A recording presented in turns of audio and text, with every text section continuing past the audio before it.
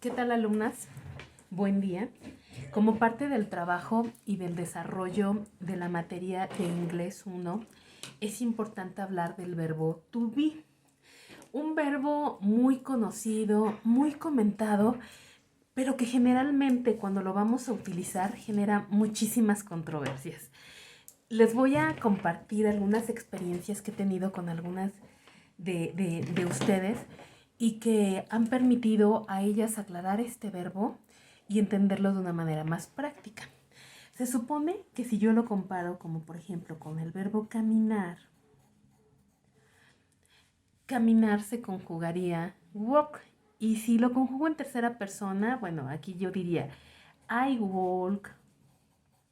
Tú, en el caso de otra persona, podría decir she walks.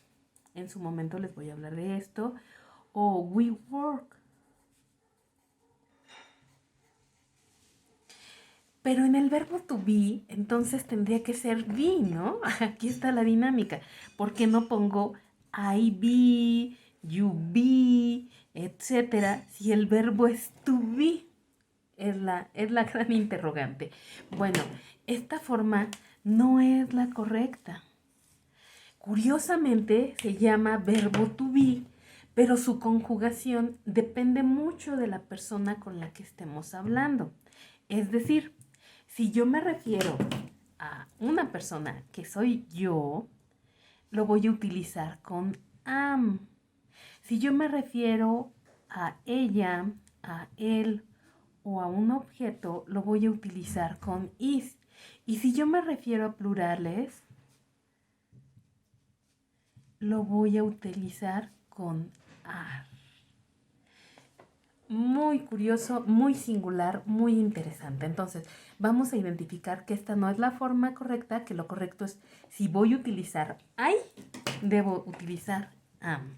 Si voy a utilizar is, debo hacerlo con las personas he, she o it. Y si voy a hablar en plural, entonces voy a utilizar el are. Esa es la gran generalidad o la primera incógnita que deben asimilar.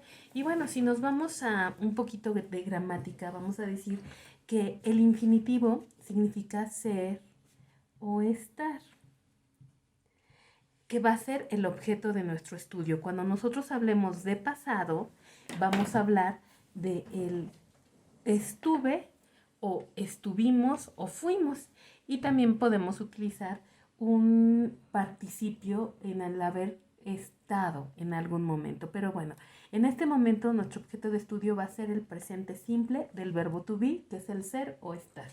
Y entonces vamos a poder identificar que este verbo nos va a ayudar a expresar lo primero, ser o estar. Yo aquí voy a poder decir I am y significa yo soy, y I am significa yo estoy.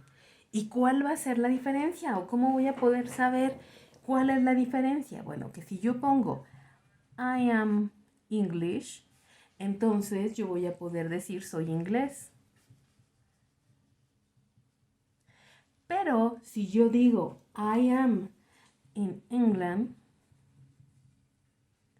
entonces estamos expresando otra temática porque estoy diciendo estoy en Inglaterra.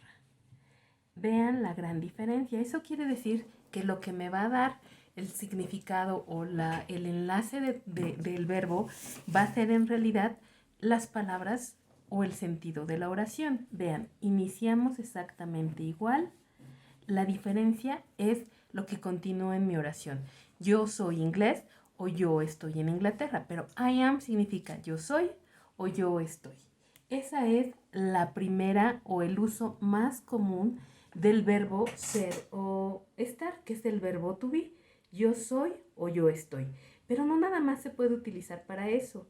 Es importante que se den cuenta y que ustedes confirmen que lo utilizamos para algunas otras actividades, como por ejemplo, también lo podemos utilizar para expresar la edad. Y en este caso, si yo lo utilizo para expresar la edad, esto ustedes lo han escuchado de manera muy frecuente, se traduciría como tener. ¿Por qué? Porque lo decimos como, por ejemplo, Mary is 20 years old. Y entonces aquí no digo Mari está o Mari es. Lo que digo es Mari tiene 20 años. Ese es otro uso del verbo to be. Para otra forma que lo utilizamos también y que es muy común es para expresar sensaciones.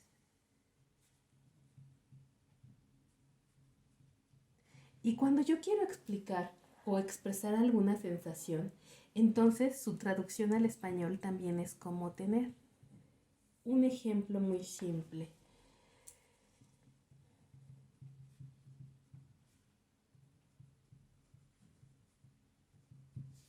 ¿Tienes hambre? Eso es una sensación. Entonces en este momento también tiene esa traducción el verbo to be. No digo, no lo expreso como yo soy hambre o yo estoy hambre. Se traduce como tener. Y otro uso muy frecuente también va a ser cuando quieramos hablar acerca del tiempo, pero en específico del tiempo atmosférico. Y cuando nos referimos al tiempo atmosférico, entonces aquí su traducción al español es hacer, como por ejemplo, hace viento. Esa es la traducción. Y no digo está viento ni digo es viento. Su traducción es hacer. Y de acuerdo a esto, ustedes ya tienen una idea de lo que representa el verbo to be y cuáles son sus traducciones y posibles usos. Es importante que lo identifiquen, que a pesar de que es el verbo to be, no se conjuga de esa manera. Se conjuga de acuerdo a la persona con la que lo voy a usar. Repasamos nuevamente. Cuando yo me refiera a yo, que es I, vamos a utilizar la partícula am. Cuando yo me refiera a he, she o it, cuando yo quiero expresar son o están, vamos a utilizar la partícula is. Y cuando nos refieramos a plurales, entonces en estos momentos vamos a ocupar la partícula are. Recordemos, quien nos va a dar el sentido o el significado de nuestra traducción va a ser el complemento de nuestra oración. Y también no solamente se utiliza para decir ser o para expresar el hecho de ser o estar, sino también para expresar la edad, para expresar sensaciones y para expresar el tiempo atmosférico. Entonces, una vez que ustedes ya han entendido el uso del verbo to be, entonces es momento de que lo analicemos en sus tres formas. La primera forma en que lo vamos a analizar va a ser la positiva, pero también vamos a analizar la negativa y cómo se hace una pregunta. Entonces, cuando nosotros quieramos expresar algo en positivo, nos vamos a valer de los diferentes pronombres personales. Recordemos los pronombres personales. I, you, he, she, it, you, we y they. Entonces, para que lo entendamos un poquito más y lo simplifiquemos y observamos, lo primero que hacemos es anotar la persona. Después va a ir el verbo to be. Como mencionamos anteriormente, con I se va a utilizar la partícula am, con he, she, it se va a utilizar la partícula is y con you y they, independientemente a se va a utilizar la partícula are y el complemento de lo que ustedes quieran anotar. Por ejemplo, podemos utilizar un estado de ánimo. I am happy. Yo estoy happy. Yo estoy feliz. He is happy. You, we, they are happy. Esa es la diferencia. Entonces, notemos que el único cambio se da en la partícula del verbo y dependiendo de la persona. Así se utiliza cuando lo hago de forma positiva. Cuando lo utilizo de forma negativa, entonces me voy a apoyar de la partícula not. Volvemos a colocar nuevamente las mismas personas.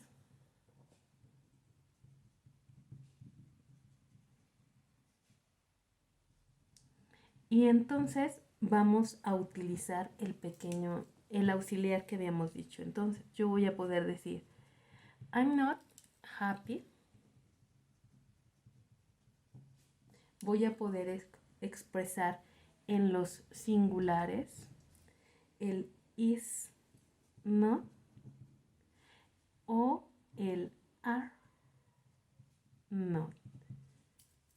Y es exactamente el mismo resultado. Observemos que lo único que varió fue nuestra partícula not, cuando estamos hablando de algo en negación. Pero cuando nosotros hablemos de interrogantes, es decir, de preguntas, aquí es importante que ustedes lo analicen y que lo pongamos de la forma positiva a pregunta. Lo único que vamos a hacer es un cambio. Si aquí yo a la persona le pongo el número 1 y a la partícula le pongo el número 2 y al complemento le pongo la número 3, cuando yo hago una pregunta lo único que voy a hacer es un cambio o una alteración en el orden de nuestros números. Primero vamos a poner el 2, después el 1, el 3 se queda en su lugar. Y entonces mi pregunta para yo, anotaríamos primero nuestra partícula, am I happy, seguido de nuestra interrogación. Y lo mismo va a suceder con las demás personas. Invertimos nuestro verbo to be. Is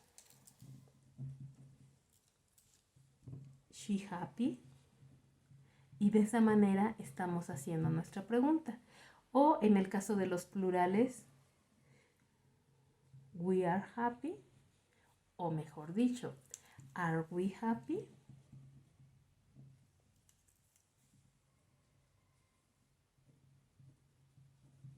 Y si observan, es una manera muy sencilla de asimilar la forma en cómo se redacta una pregunta en inglés.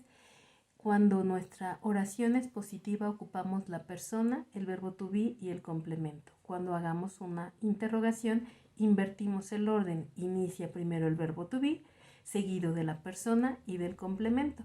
Y es así como de una manera muy sencilla pueden entender cómo se crea una pregunta. Y si nos vamos a respuestas, simplemente lo vamos a contestar. Cuando sea en singular, aquí mi respuesta sería yes, I am, yes, she is, o bien yes, we are. Y volvemos a observar que de acuerdo a la partícula que utilicemos o a la persona con la que estamos hablando, es la partícula que vamos a utilizar.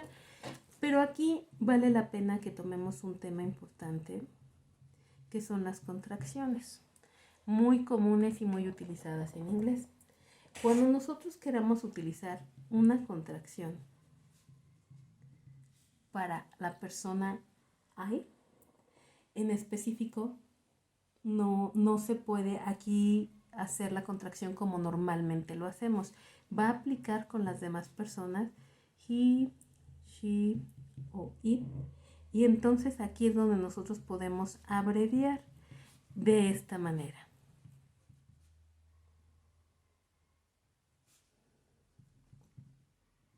Lo podemos hacer con he.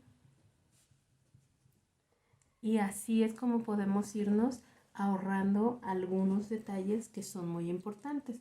Si aquí lo tuviéramos que contraer en estos casos, mi resultado sería isn't. Y es exactamente igual al is not. ¿Cómo contraigo aquí? Aren't. Y es exactamente igual al are not. Pero en el caso de I am no es posible aplicarla. Debe de manejarse de la manera en cómo se maneja desde un inicio. Es la única que no aplica. Acá no es correcto hacer esto. Esto no aplica, es el único caso en donde no aplica la contracción. En todos los demás casos sí aplicaría. Y esto es en general el uso de las sentencias positivas, negativas o cuestionamientos, incluso hablando del manejo de contracciones. Agradezco mucho su atención. Espero que haya quedado claro.